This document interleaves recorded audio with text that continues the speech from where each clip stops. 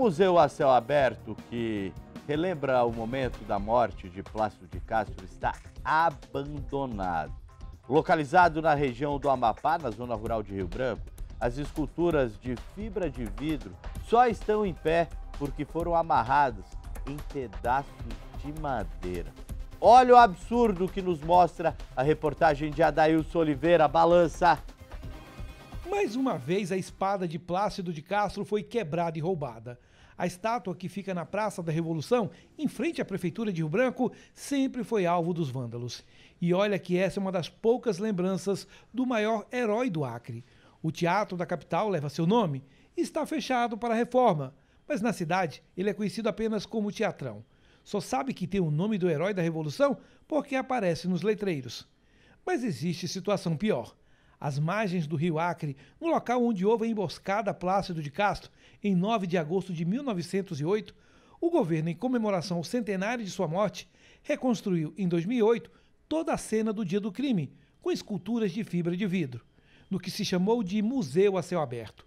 Hoje as esculturas estão em pé porque foram amarradas em pedaços de madeira. A única inteira é de Plácido em cima do cavalo. Um dos cães foi parar em cima da árvore. Na verdade, todos os pontos de interesse histórico e também espaços de memória e de visitação pública ou estão completamente fechados e abandonados ou literalmente destruídos. As esculturas ficam às margens do Igarapé de Extração, na região do Amapá.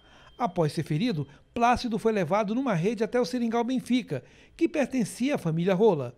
O herói acreano não resistiu aos ferimentos e morreu 2 dias depois.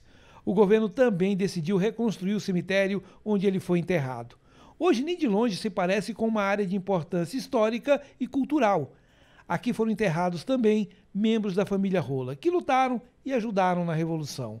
Mas nem as lápides sobraram inteiras para quem for ao local e deseja conhecer a história. Hoje tudo está destruído. A proposta do governo era construir uma trilha histórica. A pessoa sairia do local onde o Plácido sofreu a emboscada até chegar aqui, onde seu corpo foi enterrado. Sem manutenção, a trilha desapareceu e o cemitério onde o Plácido foi enterrado está praticamente destruído. Havia uma praça iluminada, arborizada, homenagem a Plácido e quem lhe ajudou a garantir que o Acre passasse a ser Brasil. Esse é o ramal onde deveria existir a trilha entre a emboscada e o cemitério.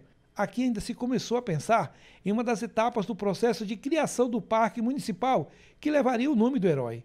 A neta da mulher que cuidou das feridas do herói acreano, Rubedna Braga Rola, disse que nem acredita que o próprio Estado deixou deteriorar os locais de visitação da história do Acre. É triste ver aquilo tudo destruído, porque foi ali que foi enterrado os restos mortais de Plácido de Castro, inclusive 2 tios meus, 2 tios segundos meus, 2 que eram tios legítimos de meu pai, né, foram enterrados, que eram amigos íntimos, né, do Plácido de Castro. Em 2001, os restos mortais de Plácido de Castro foram enviados para o Rio Grande do Sul, seu estado natal.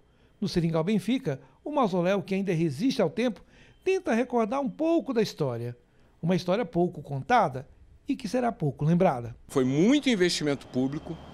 É importante lembrar que isso é dinheiro do povo acreano, que foi dedicado a retornar ao povo acreano através desses lugares de visitação. E o lugar lá da emboscada do Plácido é um grande exemplo disso, né? Foi feito investimento, foi organizado para que as pessoas pudessem visitar e conhecer mais a história. Sem esses lugares, não há turismo que se sustente. De barco, fomos até o Seringal Capatará, terra que pertencia a Plácido de Castro.